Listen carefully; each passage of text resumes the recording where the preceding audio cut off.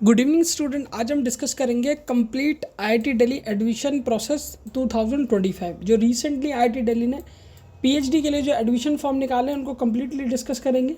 ठीक है, हमारा मेन टारगेट रहेगा सीएस यानी कंप्यूटर साइंस एंड एप्लीकेशन।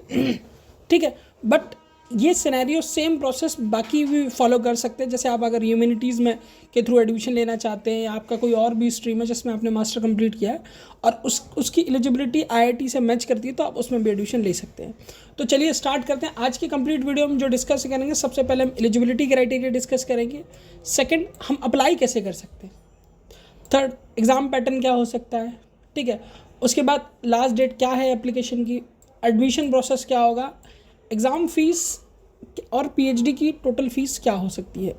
तो ये डिस्कस करेंगे, टोटल हम डिस्कस करेंगे आईआईटी दिल्ली में। ठीक है, तो चलिए स्टार्ट करते हैं। और वैसे भी आप सभी लोग जानते हैं आईआईटी दिल्ली का जो रिसर्च कल्चर है वो काफ़ी ज़्यादा अच्छा और एडवांस है। तो आईआईटी दिल्ली में एडमिशन मिलना, पीएचडी में एडमिशन मिलना, मतलब ये समझिए कि आपने जो ड्रीम देखा था वो कम्प्लीटली ट्रू होने वाला है। तो चलिए आगे चलते हैं, आगे सारी चीज़ों को हम डिस्कस करते हैं। सबसे पहले एक जो इंपॉर्टेंट न्यूज़ है इस बार जो पीएचडी प्रोग्राम में, वो मैं आपको बता दूं, ये जॉइंट वेंचर स्टार्ट किया है पीएचडी प्रोग्राम का दो यूनिवर्सिटी ने। यूनिवर्सिटी ऑफ क्वींसलैंड ने, जो ऑस्ट्रेलिया की यूनिवर्सिटी है, और Indian Institute of Technology IIT Delhi. इन दोनों ने जॉइंट वेंचर स्टार्ट किया जिसमें इस बार जो पीएचडी प्रोग्राम के एडमिशन हो रहे हैं, यानी the University of Queensland of Australia और Indian Institute of Technology IIT Delhi. इन दोनों का एक जॉइंट वेंचर है जिसके थ्रू इस साल पीएचडी में एडमिशन हो रहे हैं। यानी इस बार रिसर्च काफ़ी ज़्यादा एक एडवांस लेवल पे होने वाला है क्योंकि ऑस्ट्रेलिया की यूनिवर्सिटी भी इसमें इन्वॉल्व है। चलिए अब स्टार्ट करते हैं एलिजिबिलिटी क्राइटेरिया।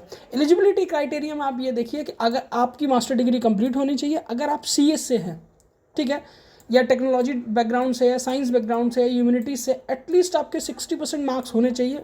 और अगर आप सेमेस्टर सिस्टम से पास आउट है तो आपका टोटल सीजीपीए होना चाहिए 6.0। अब इसमें कुछ लोगों को कन्फ्यूज़न होगा, जैसे कि मैं कंप्यूटर साइंस एमएससी हूँ, तो कुछ लोगों को प्रॉब्लम हो रहा होगा कि हमारे पास इंजीनियरिंग की डिग्री है बट वो नॉन टेक्निकल बैकग्राउंड की डिग्री है। तो जी हाँ, IIT Delhi MSc computer science को भी सीट अलॉट करती है, वो लोग भी वहाँ जाके पीएचडी कर सकते हैं। बाकी सेम क्राइटेरिया उनके लिए भी होता है, 60% मार्क्स आपके होने चाहिए आपकी मास्टर डिग्री में। अब वो कैंडिडेट भी अप्लाई कर सकते हैं जिन्होंने 4 साल का बैचलर डिग्री किया है, एक्सपोनेंशियल एकेडमिक रिकॉर्ड है उनका, तो वो भी एलिजिबल है। ठीक है, एकेडमिक रिकॉर्ड आपका ये होना चाहिए। ठीक है, अगर आपका एक एकेडमिक रिकॉर्ड ऐसा है तो आप 4 साल की डिग्री के अकॉर्डिंग भी अप्लाई कर सकते हैं। अब बात करते हैं एससी, एसटी और ओबीसी और पीडब्ल्यूडी कैटेगरी के लिए।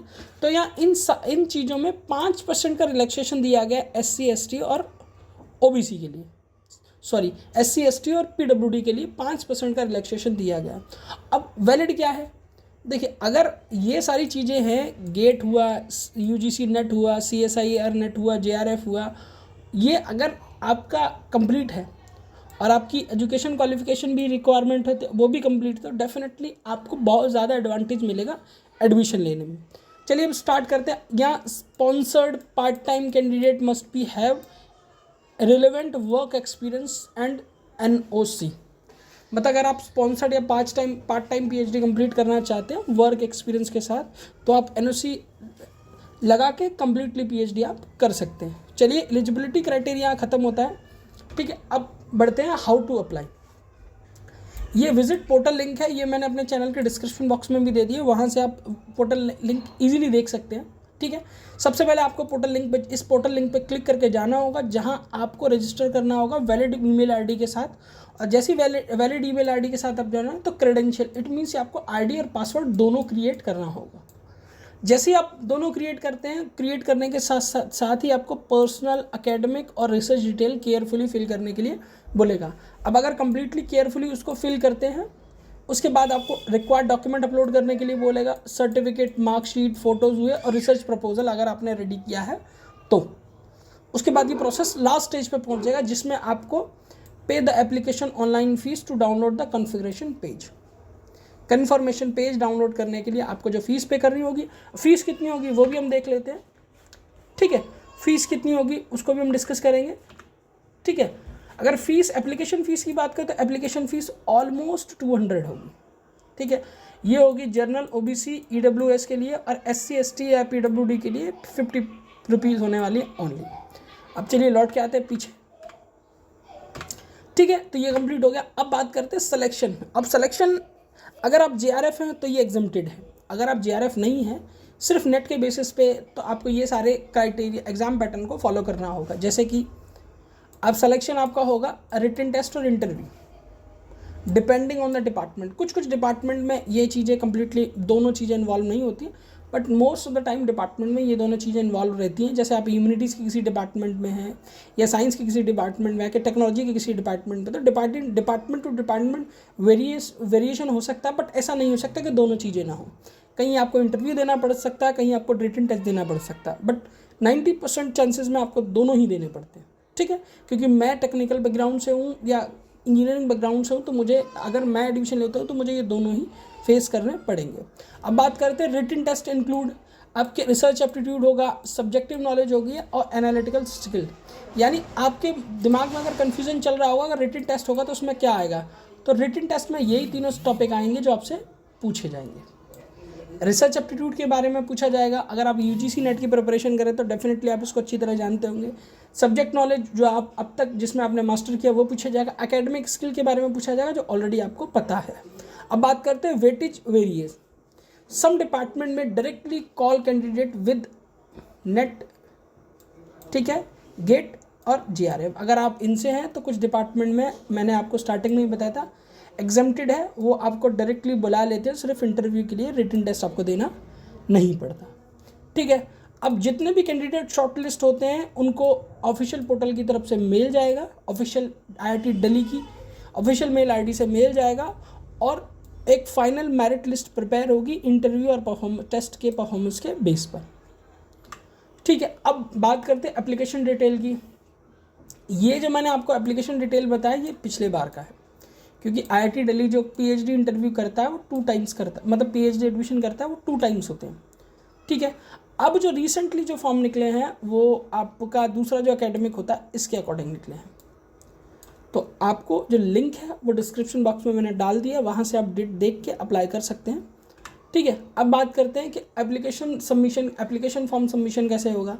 ये सारी प्रोसेस करने के बाद आपको दोबारा IIT दिल्ली के पोर्टल पर जाना होगा, अपने डिपार्टमेंट स्क्रीनिंग करनी होगी बेस्ड ऑन एलिजिबिलिटी और रिसर्च फिट के अकॉर्डिंग।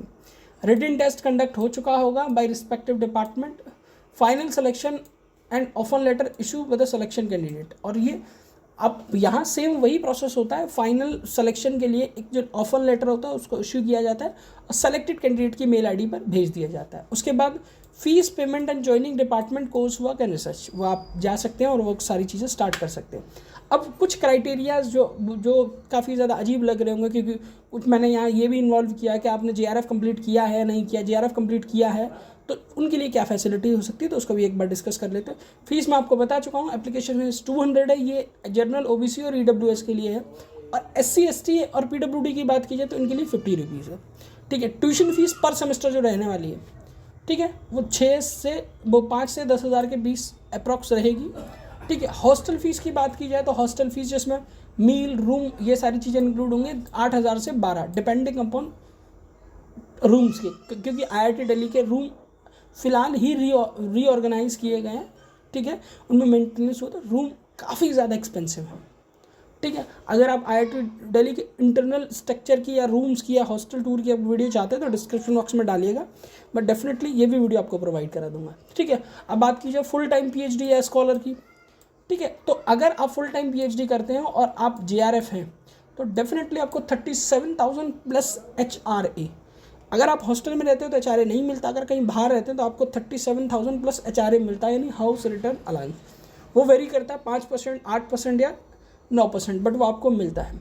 और कुछ टाइम बाद जब आप एज ए प्रमोट होते हैं SRF तो ये आपका स्टाइफंड जो होता है 37,000 से बढ़कर 42,000 हो जाता है, ठीक है। अब additional contingency grant and research support are provided. वही मैंने बताया आपको, रिसर्च बैकग्राउंड IIT दिल्ली का काफ़ी ज़्यादा अच्छा होता है, रिसर्च कल्चर काफ़ी ज़्यादा अच्छा होता है, ठीक है।